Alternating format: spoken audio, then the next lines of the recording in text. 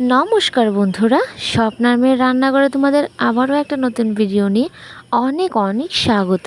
আশা করি তোমরা সবাই ভালো আছো, আমিও অনেকটাই ভালো আছি। আজকে আমি বরবটি বা লচ্ছই দিয়ে একটা রেসিপি তোমাদের সাথে শেয়ার করতে চলেছি। তো চলো ভিডিওটা স্কিপ না করে দেখতে থাকো। এই সবজিটাকে তোমরা কে কী নামে বলো অবশ্যই জানিও, আমরা কিন্তু বলি লচ্ছই। তো আজকে আমি রান্না করব লচ্ছই দিয়ে শুটকির একটা রেসিপি। তো চলো, প্রথমে কিন্তু আমি লচ্ছইগুলো কাটা শুরু করে দিয়েছি। লচ্ছই কাটতে কিন্তু কোনো প্রবলেমই হয় না, শুধু দা দিয়ে পিস পিস করে নিলেই কিন্তু খুব সুন্দরভাবে কাটা হয়ে যায়। যে যেরকম শেপ দিতে চাও ঠিক সেই রকমভাবেই কিন্তু কেটে নেওয়া যায়। তো এই যে দেখো, আমি কিন্তু এরকম ছোট ছোট করে টুকরো টুকরো করে কেটে নিয়েছি। আর সাথে আমি আজকে ইউজ করব দুটো বেগুন।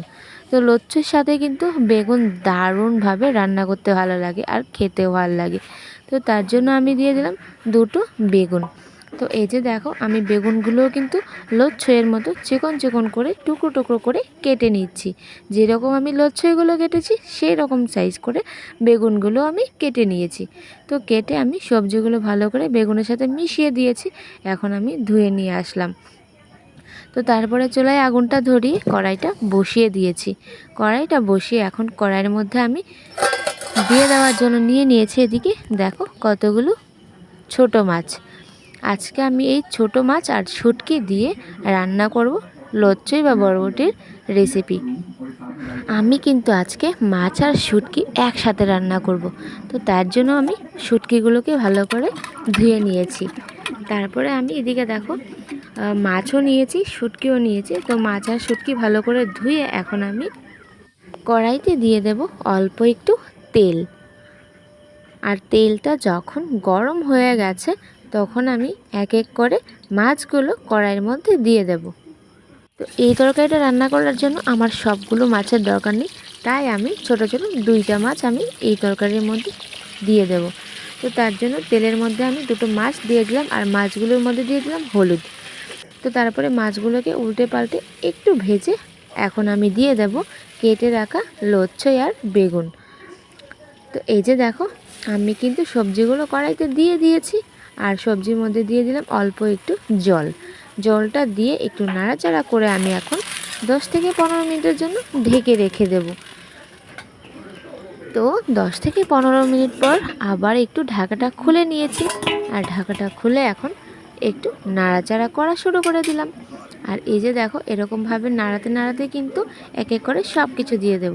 তো প্রথমে দিয়ে দেব লবণ, তারপরে দিয়ে দিলাম হলুদ, তারপরে এখন দিয়ে দেব ধুয়ে রাখা শুটকিগুলো। এই তরকারিটা রান্না করতে কিন্তু বেশি কিছু দরকার হয় না, খুব সিম্পলিভাবে খুব সহজভাবে কিন্তু রান্না করা যায়। তো সব কিছু উপকরণ দিয়ে আমি একটু নাড়াচাড়া করে নিলাম। আর এই টাইমের মধ্যে আমি এখন মরিচ আর রসুনকে ভালো করে ধুয়ে এখন বেটে নেব। তো যতক্ষণে আমি বাটাবুটোটা করে নিচ্ছি ততক্ষণে কিন্তু সবজিগুলো সেদ্ধ হয়ে যাবে। তো দেখো, আমি কিন্তু মরিচ আর রসুন বেটে নিয়েছি আর এদিকে কিন্তু সবজিগুলো কিন্তু প্রায় সেদ্ধ হয়ে গেছে। এখন আবারও একটু নাড়াচাড়া করে এখন আমি দিয়ে দেব মরিচ আর রসুনের বাটা। তো দিয়ে দিলাম মরিচ আর রসুন মরিচ দেওয়ার পর আমি আবারও একটু 2 থেকে 3 মিনিট কম আঁচে নাড়াচাড়া করে এখন কিন্তু তরকারিটাকে নামিয়ে নেব।